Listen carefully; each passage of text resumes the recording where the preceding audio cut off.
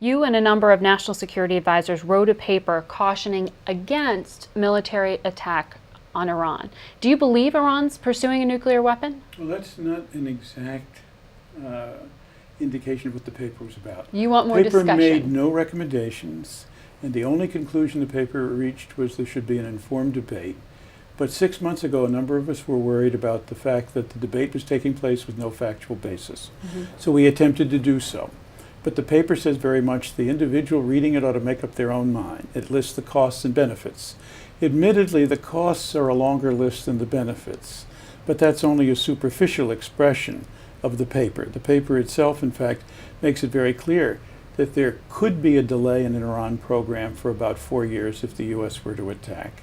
But it lists a whole series of costs, including the fact that the Iranians could asymmetrically attack American citizens overseas and American facilities, and indeed that it might actually provoke a decision by Iran to make a nuclear weapon, which gets to the second part of your question. We agree with U.S. and Israeli intelligence that there is no decision on the part of Iran to make a nuclear weapon. But I also believe, as a lot of people believe, that Iran has made a decision to put itself into a position where, should a decision be made to make a nuclear weapon, it would have the technology, the equipment, the knowledge to be able to do that. Now, an Israeli strike, you say in this paper, could take out a facility for just 2 years. So is U.S. intervention necessary to be effective? Neither is effective if the objective is to stop forever an Iranian nuclear program.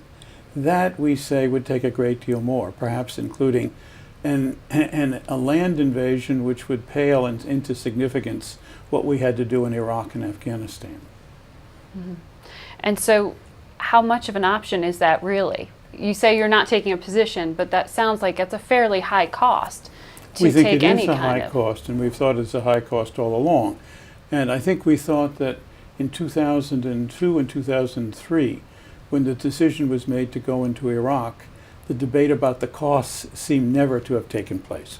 And so our deep concern was that there ought to be a debate in the United States about the pros and cons of this action, what could be achieved and with how much, and what would we palpably and possibly have to pay for it, rather than just to slip into the notion that 1 or 2 bombs would solve the whole problem for us.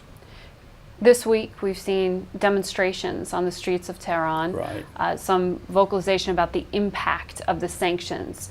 Iran's the most sanctioned country in the world at this point because of the U.S. and the EU.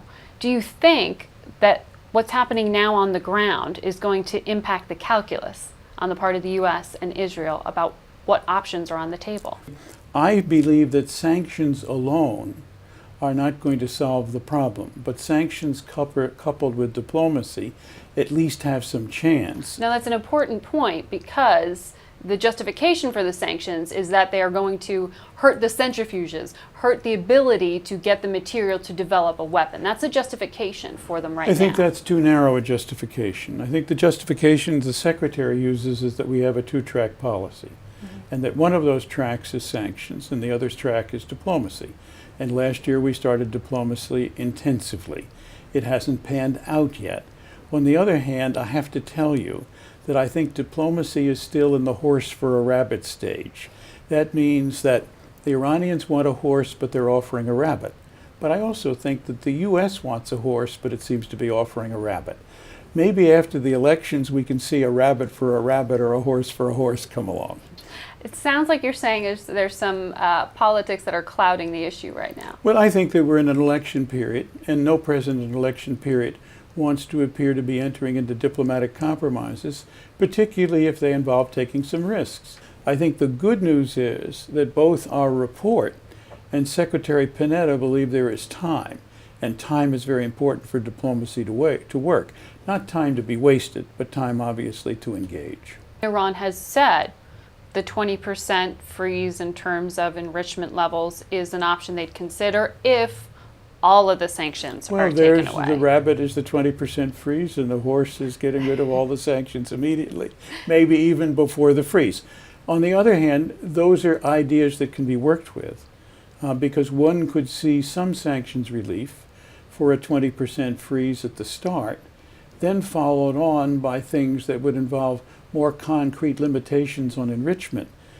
more expanded role for the IAEA with respect to inspections, more ironclad commitments by Iran down the road that it would stay out of the military area, and a clear definition of what that would involve, and then some thoughts about the fact that they would be able to tell us how much of this low enriched material they really think they need to guard against Russian failure to provide fuel to their one reactor. Now, U.S. negotiators have said they don't want to have talks for talk's sake. What sort of incentive or what sort of proposal do you think is a viable one? And I've just discussed some of the elements of one. It's not up to me, obviously, to design a proposal. Right. But I think there are enough elements there in each side, horses and rabbits, to make a possible proposal come forward. Mm-hmm. One of the first would be a kind of 20%, as I said, for some cooperation on sanctions, for some further efforts on the part of the United States. Why not, for example, see if we could find a way to make the Tehran research reactor more efficient at making cancer isotopes? We believe that that's a possibility. That means that Iran's plans currently to build 4 more reactors like that wouldn't have to be carried out and would save them all the cost of doing it. Why not put more of the 20% material into fuel plates, into a form that isn't readily and easily upgradable to weapons type material? And this proposal or this idea would involve the IAEA being the intermediary? Of course, they could be both the intermediary, but more importantly, they would be the people who would do the monitoring and inspection to make sure that the proposal is being carried out effectively and in keeping with the treaty. Now, diplomats are not supposed to be partisan, but you can certainly lay out the chessboard for us. What happens if a Republican administration, Mitt Romney, becomes president? How does that change your projections? Well, I think that both presidents have said that they're not taking military action off the table, so they're not too different there. I think that President Obama has at least implied that he would be willing to use military action if he thought it were necessary to prevent Iran from getting a nuclear weapon. And there's an implication there, at least, that would come about because we had a very clear indication, and I think we would, and our report makes that clear, that Iran had made such a decision because it would have to take certain actions to carry those out. I think under those circumstances that our report at least says, okay, there may well be a time and a place for that kind of action, but it also makes it clear the costs are so high that one would want to, at least as an initial effort, do everything possible to exhaust the diplomatic opportunities before having to move to that direction.